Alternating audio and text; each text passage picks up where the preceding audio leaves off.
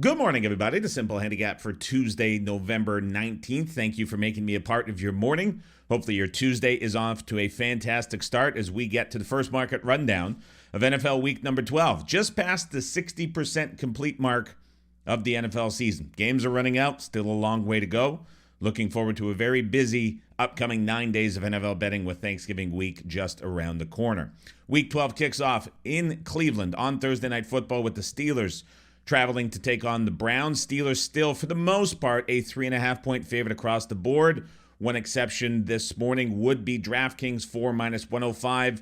Pinnacle is showing 4.5, but it is a very phony 4.5 as that is juiced up to plus 109, much closer to their main line on the site, which screens are not picking up this morning, of 3.5, which is showing.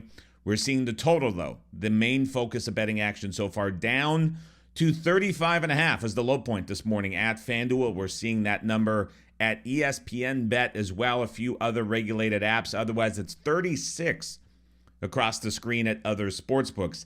Yesterday morning, a release from a professional pushed this total down. There were multiple follow-ups. There were some confirmations that came steaming into the market afterwards. It continues to be a game dominated by under money. And we talked about this yesterday on the podcast, how this is the first true weather game of the season, and the forecast yesterday looks a little bit worse. Here's what we're seeing now. Chance of precipitation increased from high 60s to now inside the low 80s. The temperature, we know, is going to be right at freezing. Whether it's rain or slush, to be determined. It's going to be cold. It is going to be wet. The big question is the wind, which yesterday ticked up. It was in the high teens yesterday when we did the show. This morning, as we sit here looking a little bit more than 48 hours out to kickoff, it is 20 mile per hour sustained winds. And when you see 20 mile per hour sustained winds, you get a total that is right in this 36 to 37 range. If that wind holds, if all the other conditions hold, this move down is certainly justified. I am very curious in keeping my eye on the wind to see what we are going to get, because I do look at both of these teams profiling as a bit more of over teams than under teams. And this game is obviously being bet down because of the weather. I do think if the wind specifically subsides a little bit between now and Thursday, I could very well be intrigued by the over. Can't disagree with it now with how bad this is going to look. If we're getting winds in the low 20s, we're getting constant slush for 4 quarters, and we have cold, it's going to be tough for either team to move the football. But at this point, rather than running to bet the under, which I think people will still maybe be enticed to do with how ugly this could turn out and look, I'm going to be kind of sitting on the sidelines here to see if it gets any lower, if that wind drops down and there's a chance to get in on the under. As this looks, probably a pretty appealing in-play betting game, depending on the direction of the wind as we get closer to kickoff. This is not Buffalo, New England from a few years ago with 45-mile-an-hour winds where you could only move the football going one way down the field. But if we're getting mid-20s for wind and how ugly this is, I don't know if we're going to see in-play prices catch up with this one, as it just haven't in other weather games that we've seen in recent seasons. So these are always intriguing betting spots when it comes to the in-play side of things. Moving on to Sunday, it's the Detroit Lions on the road at the Indianapolis Colts. 7.5 is the number across the board for the Lions, with a total in this game of 50.5. No market movement on this game other than a couple of 8s being taken out. There were pretty soft 8s showing at FanDuel and some other regulated apps yesterday. Those got taken out. We're back down to 7.5 for Detroit. Think that makes a bit of sense, as I'm kind of looking at this game and trying to find a way into potentially backing Indy. Haven't done anything with it yet, but this is absolute peak of the market for what we're seeing from the Lions, laying this big of a number on the road against a team like Indy. As I'm looking around, early updates to rating systems are just worse than an average team. And so this is getting to be a pretty steep number. Haven't done anything with Indy yet. See what happens as the week goes on. Kansas City on the road at the Carolina Panthers. It's the Chiefs holding steady as an 11-point favorite across the board. Total in this game, 41.5. No movement on the side, nor total in the last 24 hours. What we heard from Carolina is a lot of what we've been hearing from them for the last couple of weeks. It does sound, and the quote was, fully expect Brooks to be starting in the backfield, but there is going to be a bit of a pitch count put on him. Same thing sounds true for Adam Thielen. and DJ Wanham ramping back up for game activity. So 3 key starters for the Panthers could return, but it does sound like there is limitations on each of them. Don't know quite what to make of how the Panthers are handling these injury situations as the week progresses. Maybe we'll hear different than what we've heard from Dave Canales for the last basically month, where he's been kind of repeating the same thing in week pressers. And man, I just don't know what's going on with how Carolina is handling some of these guys. And of all of these teams that are on the quit versus still trying barrier as we get to this point in the year, I'm having a hard time plotting Carolina. Minnesota on the road at the Chicago Bears. Minnesota 3-20 across the board with a total now at 39.5. There continues to be a bit of Bears money leaking into the market. We've seen this number tick down a little bit. There was an initial adjustment from the look ahead to the reopen of a single point, and since the reopen has hit, it's been about a half-point move onto the 3 in favor of the Chicago Bears. Film review guys so far on Monday from the columns that I read yesterday and into the early morning here on Tuesday seem to like what they've seen from the Chicago Bears post-firing of Shane Waldron.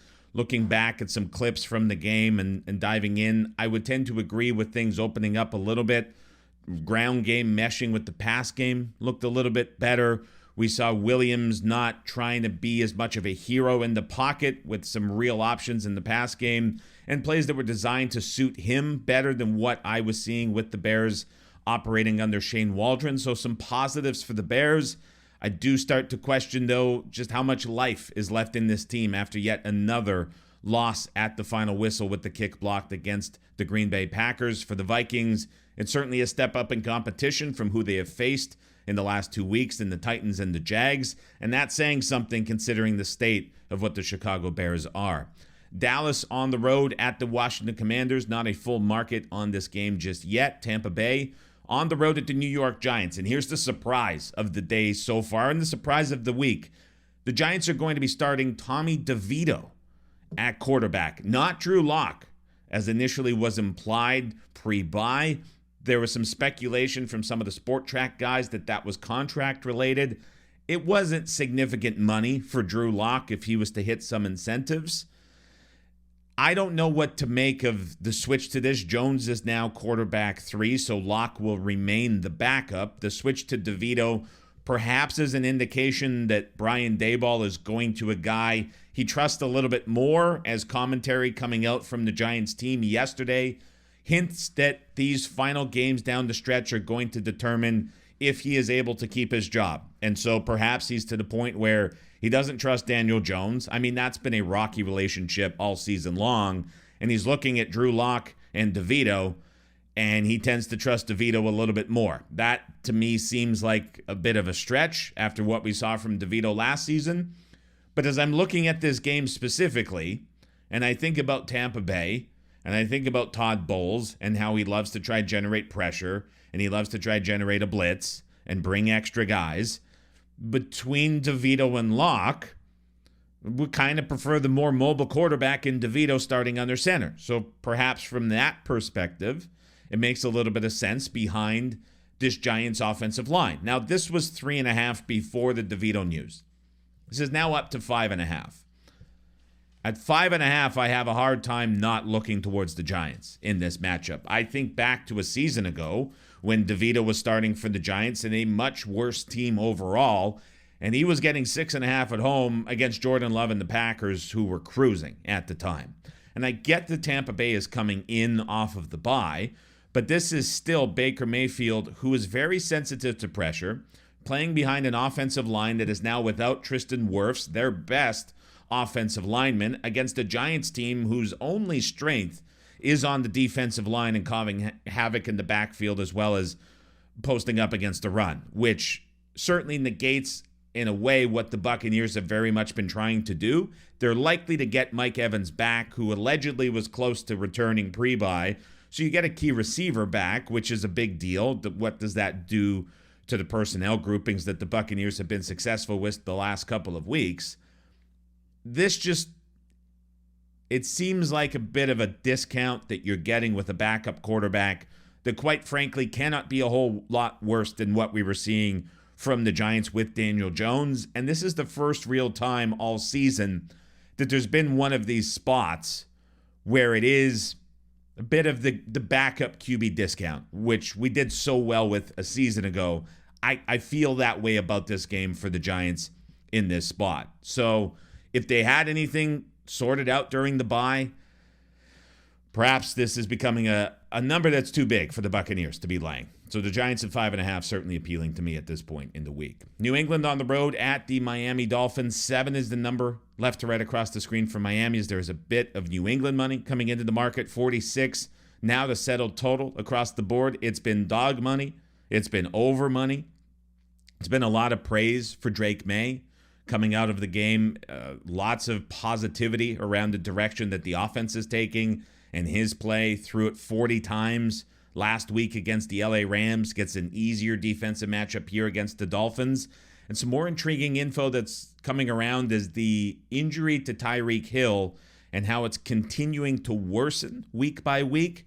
Not only is it impacting his ability perhaps to catch balls downfield, but it is also impacting his ability to get a break off the line of scrimmage, which becomes quite impactful to him getting open. He's still elite at separating with his legs, but now there's a physicality element that takes him out of games at times. And I think about Christian Gonzalez in this matchup, who faced him last season, and Tyreek Hill had nothing but praise for him and how he was defending Tyreek Hill, effectively taking him out of the game. And so in this matchup, with Gonzalez having even a bigger advantage up front with his size and physicality and Hill's limitations from that, I look at the Dolphins in this game as perhaps being a little bit less than 100% of their expectation on offense. Certainly very good with the screen game and the options they have working out of the backfield.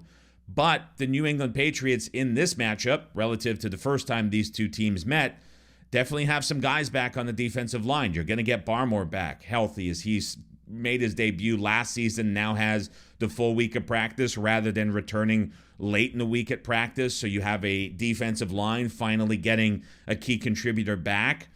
Lots of positives for New England in this matchup, potentially relative to how things looked the first time around against Huntley and the Dolphins. And I know that was a game where the Dolphins just beat them up on the ground and ultimately wore down the Pats' defensive front. But it's a different looking Pats' defensive front in this matchup. So will we continue to see Pats' money come in? Perhaps, as this number is sitting currently at 7.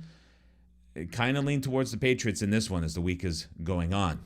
Tennessee on the road at Houston, still off of the board. Denver on the road at the Las Vegas Raiders. Broncos 5.5-point favorites. A Chris Circa Buckeye this morning. Favorite money continues to come in, and it's another week where the Broncos getting bet up in a big way. Total in this one holding steady at 41. Arizona on the road at the Seattle Seahawks. As anticipated yesterday, it's Cardinals money coming into the market. They are now the favorite at Chris. They are now the favorite at DK as well. We're seeing a few other regulated apps swing over to the Arizona Cardinals -1.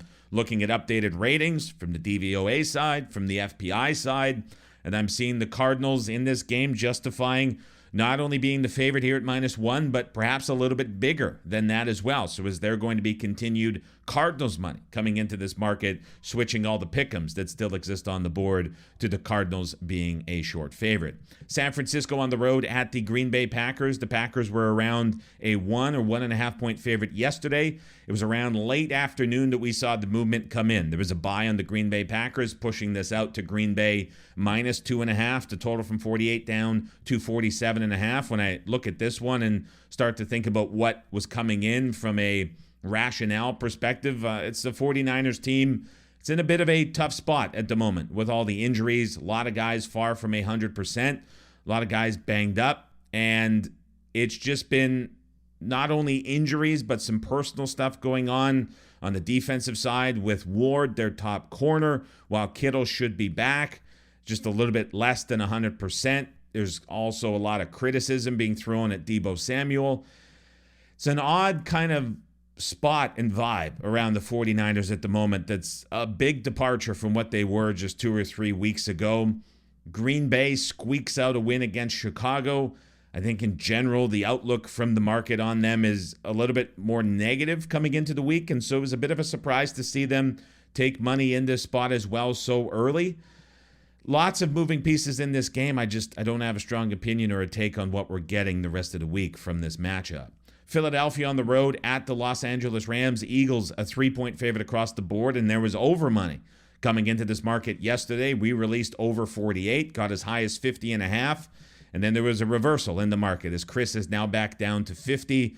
Rest of the board split between 50 and 50.5, and it wasn't just from our release that pushed this number up. We drove it from 48 to 49. There was another group that followed up shortly after, pushing it from 49 up to 50. There were some follow-ups and some steam that got it to 50.5. And then we are seeing a little bit of buyback at this point, which I could perhaps see and justify considering how the Eagles' defense is being talked about everywhere in the media this week after what they did to Washington. Was reading through some commentary from Rams reporters.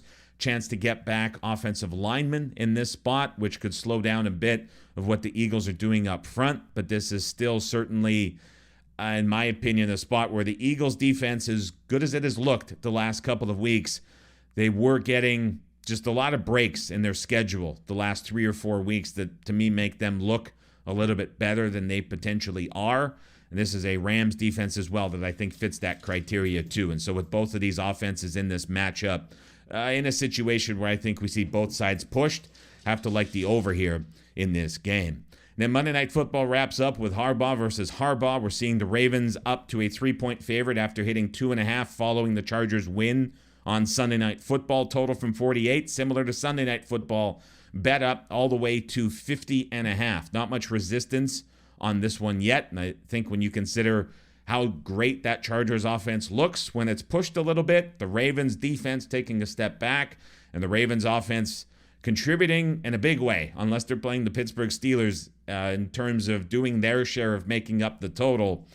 This certainly looks like a game that makes a lot of sense to see why that total has moved up so far. That'll do it for me today. Have a fantastic Tuesday, everybody. We'll chat with you again bright and early back on the podcast feed tomorrow morning.